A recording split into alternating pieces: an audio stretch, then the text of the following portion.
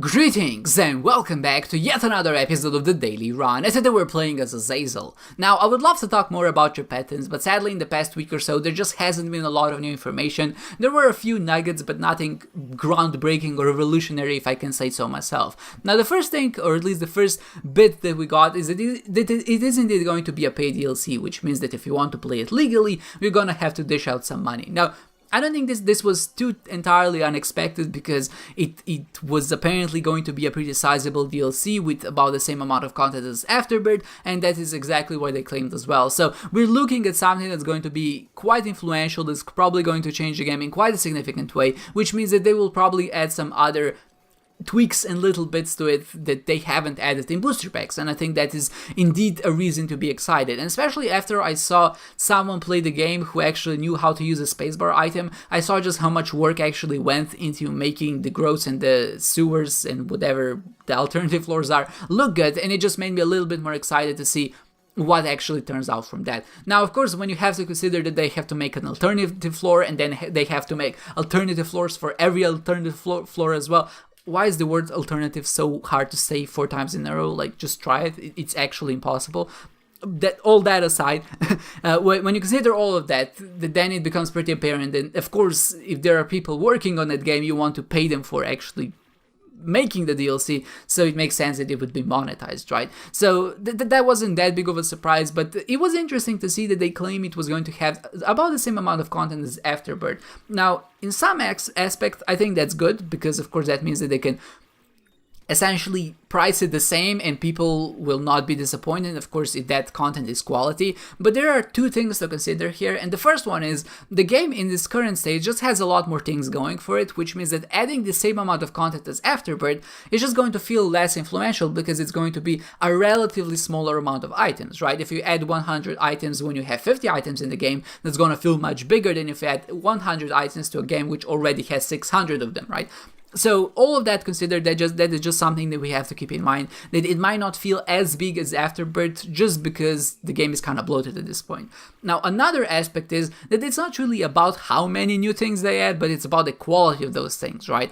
In one aspect, if they add a ton of new Angel Room items, that's just not going to do much, right? Or if the items that they add are kind of bad and nobody really uses them, again, that's just not really going to feel good, or at least you won't notice them as you go throughout the game. But if they add new items which are actually fun and synergize well and actually appear somewhat frequently in item pools that people actually visit, then that is a reason to celebrate, I suppose, because that means that the amount of content, or at least the quality of the content that they will be adding, is going to be higher. And of course, we can't know if that's going to be the case until the DLC is actually released. Now, from the looks of it, it seems like there are a few novel items added into the game, but for me, any new DLC already feels kind of annoying. Like, when they advertise that there's going to be like 70 new items, you kind of have to take off your rose-tinted glasses in some sense, because what ends up happening is a lot of those are trinkets, and I'm not saying that trinkets can be fun, but in a lot of aspects, the trinkets that get added to the game are kind of boring, or at least don't really do much. There's no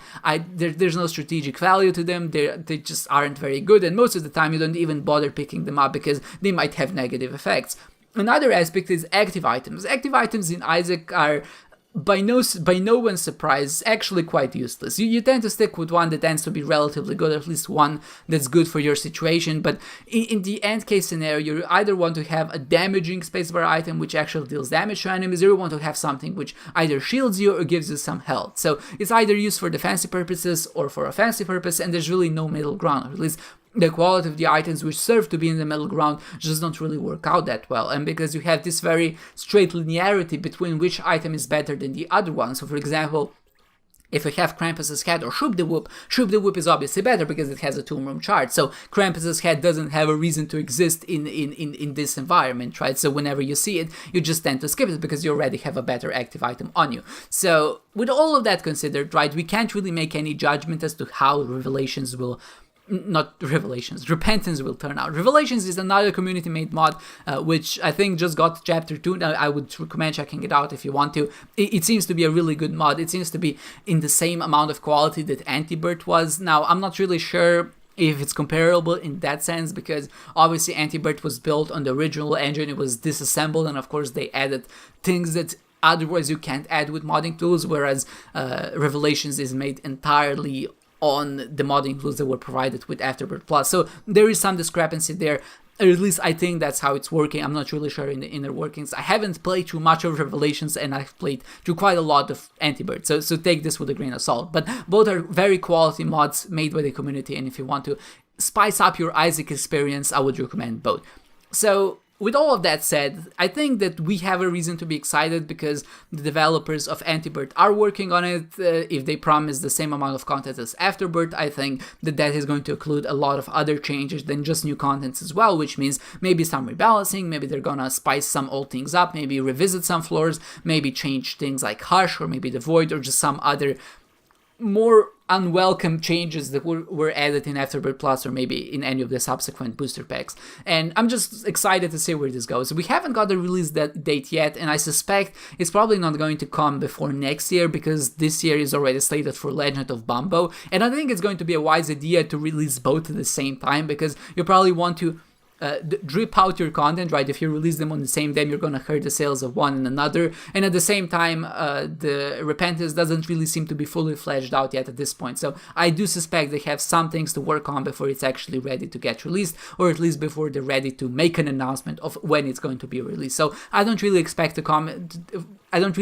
to come before next year, and I think we're like a half year off at least before we see any information about when it's going to be released. I think a 6-month estimate is very optimistic by in a lot of regards, but you never know with Edmund. He tends to have odd and different marketing tactics, which sometimes surprise us, so I wouldn't rule anything out, but I think a 6-month estimate still is a little bit optimistic, and we should see it like in the middle of next year, maybe reaching into October if they really want to polish it. And I do hope that they take their time and just really add and take into consideration the community suggestions and just really make this the definitive version of the game, which fixes a lot of the annoyances that people have, and hopefully at least there will be some balance patches after the fact, just to maybe address some of the little bugs or at least some of the annoyances that will inevitably occur whenever you add something new to the game. Now, with all of that aside, let's focus on this run for a little bit. I want to talk about it because it was the one run, it was a kind of run that just reminded me why in some sense daily runs are fun,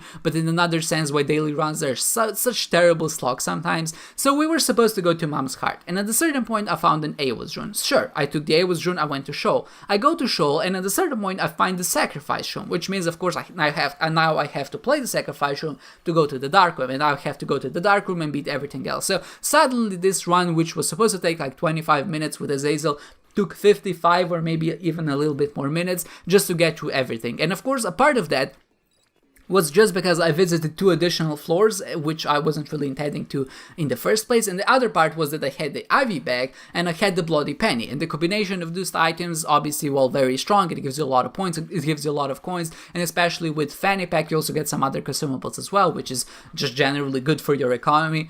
It results in you just spending a lot of time pressing the spacebar item, picking up the coins up, and just kind of going in this infinite state machine. And when you consider all of that, of course, the run takes a lot longer, and at a certain point I was just like, can this run just friggin' end?